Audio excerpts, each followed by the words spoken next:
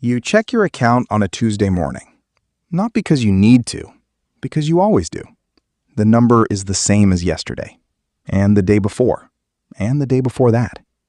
You are not behind. You are not ahead. You are exactly where you were 12 months ago, just older. You close the app, you make coffee, you drive to work. Somewhere across town, a man wakes up and does not check his account.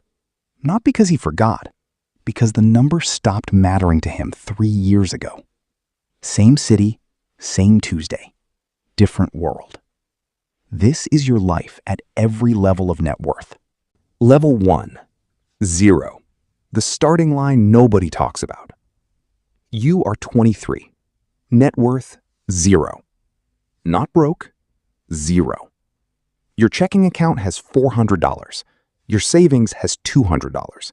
You have $18,000 in student loans and a car worth $6,000 that you owe $8,500 on. The math says 0. Actually, the math says negative $20,900, but you round up because 0 sounds better. 0 does not feel like a starting line. 0 feels like standing still while everyone else is already moving. Your college roommate just posted a photo. New apartment, city view. He tagged the location. You recognize the building. You know what those apartments cost. You do not know how he affords it. You do not ask. You just scroll past and feel something you cannot name before bed. 0 is not the problem. 0 is just the number before the first decision. The first decision is the only thing that matters right now. Most people at 0 spend their way to negative and call it living. A few people at 0 make one quiet choice that nobody claps for and call it a start. You open a brokerage account that night. You transfer $50. Nobody sees it. Nobody cares. The number barely moves. But the direction changed. Level 2, $10,000. The first real number. You are 25. $10,000 net worth. 2 years of quiet decisions that nobody noticed and nobody praised. You did not go to the concerts. You did not upgrade the phone. You did not take the weekend trip everyone else took in March. You have $10,000 and a habit. Your coworker James asks you at lunch what you did last weekend. You say you stayed in. James says he went to Vegas. James says it was worth every penny. James does not say how many pennies it was. You do not ask. James has a net worth of negative $14,000. You know this not because he told you, but because you can do the math from his stories. $10,000 does not feel like anything yet. It does not change your apartment. It does not change your car. It does not change Monday morning. But it changes one thing. It changes the way you think about losing. Before $10,000, losing money was abstract. After $10,000, losing money is real. You start reading things you never read before. You start asking questions you never thought to ask. $10,000 is not wealth. $10,000 is the moment you start thinking like someone who will be wealthy. That is worth more than the number. Level 3, $50,000. The separation begins. You are 28. $50,000. Quietly, without announcement. Most people your age have not crossed this line. Not because they cannot, because nobody told them where the line was or why it mattered to cross it. You did not tell anyone either. Your sister got married this year. The wedding cost $40,000. Your parents helped. Her new husband's parents helped. Everyone helped.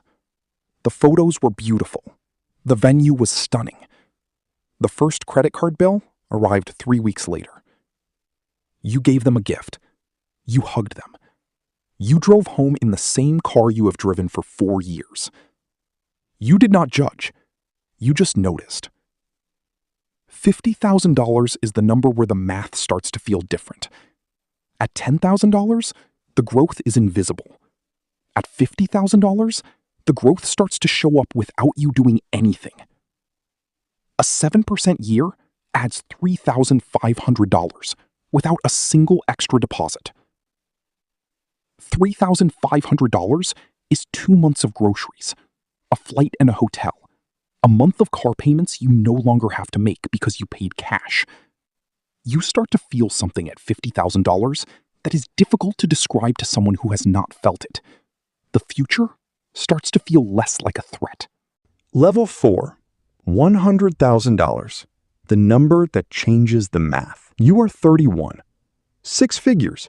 The number your father told you changes everything.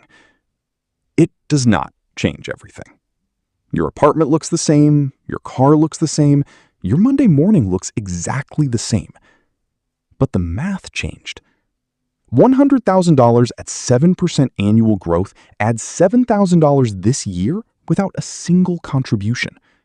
$7,000 is more than most people save in a year. You made it while sleeping. Your friend Derek calls that Sunday. Derek has a business idea. He needs $20,000 to get started. He says he will pay you back double in 18 months. He says it is a sure thing. You listen. You ask questions. The answers are vague in the specific places that matter. You tell Derek you believe in him, but you cannot do it right now. Derek calls someone else. 3 months later, you hear the business did not work out. At $100,000, you learn something critical. The hardest thing about having money is not making it. The hardest thing is protecting it from the 100 small emergencies and opportunities and obligations that appear the moment people know you have it. You protect it, quietly, without explaining yourself to anyone. The $100,000 stays, and then it grows. Level 5, $250,000, the halfway feeling. You are 34, $250,000, $250,000. You say it in your head sometimes just to hear it, not out of arrogance, out of disbelief. The 23-year-old with the $50 brokerage transfer did not know this number was coming. You are not wealthy, you know that, but you are something.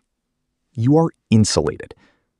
When the company announces layoffs in October, you sit in the meeting and feel something different from the people around you. They go pale.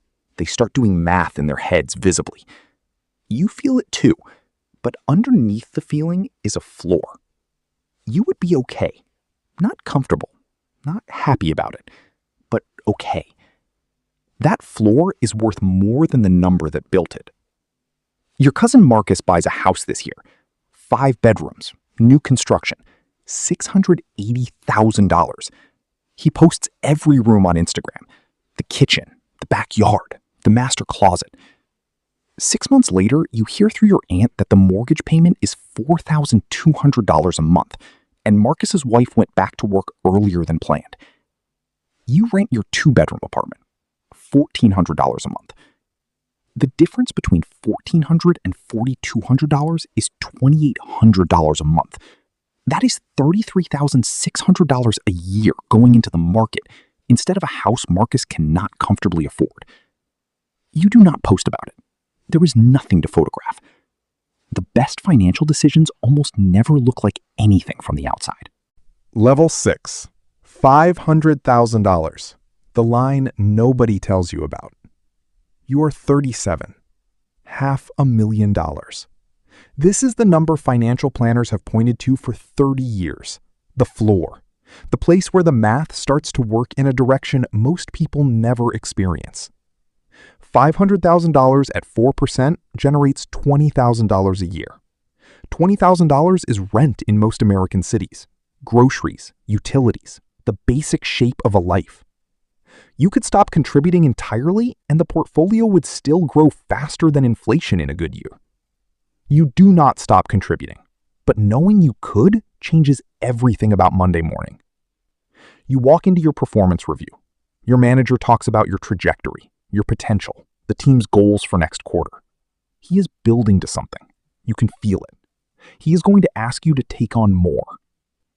You used to feel a tightening in your chest in these moments, the need to say yes, the fear of what no might cost you. This time, you listen. You breathe. You think about the number. You say you would be glad to take on more, but you want to discuss compensation first. Your manager blinks. Most people do not say that. You say it because you can afford to say it, not because you are wealthy, because you have a floor, and a floor changes the way you stand. You get the raise. Level 7, $1 million. The morning everything is quiet. You are 41. $1 million. You do not feel different. You check the account on a Tuesday morning the same way you always have. The number has 7 figures. Your coffee tastes the same, the traffic looks the same, but something is different. You sit at the kitchen table and open a tax calculator. You type in $40,000, qualified dividends, single filer. You hit enter. 0. You read it twice. Under $50,000 in qualified dividends, the IRS takes nothing. Your colleagues trading hours for taxable income lose 1/3 before it hits their account. You keep every dollar. $1 million does not buy a yacht. $1 million buys silence. The kind of silence where a Tuesday morning feels like a Saturday. The kind where you drink your coffee slowly because there is no particular urgency to anything. You go to work. You sit in meetings. You participate. You do your job well. Nobody knows. The woman at the desk next to you has the same title, the same salary, the same Monday morning. She will retire with $800,000 less than you will and never understand why. You walk to lunch alone. You sit on a bench. You eat a sandwich from home. $1 million does not need to announce itself. That is the whole point. Level 8, $3 million. The shift nobody prepares you for. You are 46. $3 million. The number stopped surprising you somewhere around 2.1 million. Now it just is. The shift at this level is not financial. The finances are settled. The shift is psychological. You start to notice time differently. Not in a philosophical way, in a practical way. You start calculating not in dollars, but in years. If you stop working tomorrow, how many years does this support? The answer is longer than you will live. That answer changes you in ways that are difficult to explain to people who have not reached it. You have a conversation with your father. He is 74. He is still working 3 days a week at a job he does not love because stopping feels like disappearing. You listen to him describe his schedule, and you feel something heavy. He worked 40 years. He saved responsibly. He did everything right by the standards of his generation. And he is 74 and still trading days for dollars because the alternative feels like nothing. You do not have that problem. You made different choices.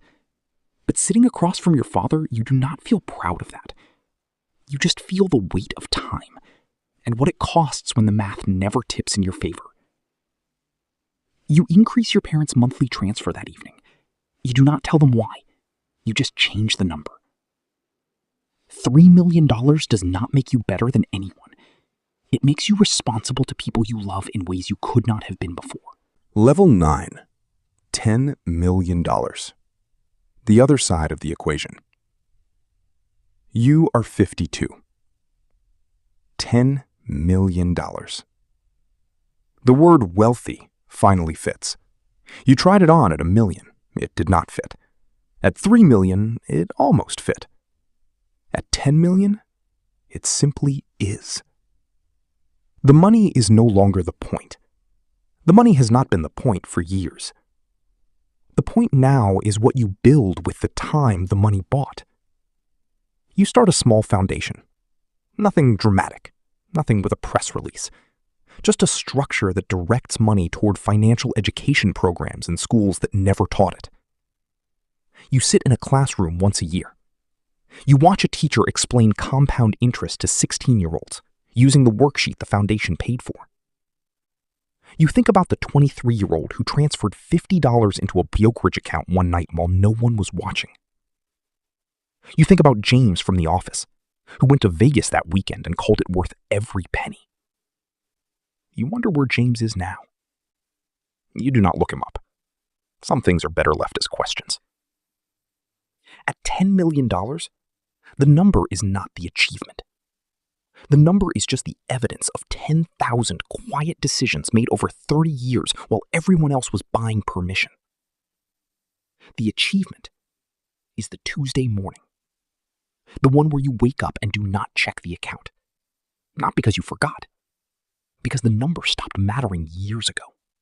Somewhere right now, a 23-year-old is checking their account on a Tuesday morning. The number is the same as yesterday and the day before. They close the app, they make coffee, they drive to work. They do not know yet that the gap between where they are and where they want to be is not talent.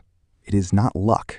It is not the family they were born into or the school they attended or the city they live in.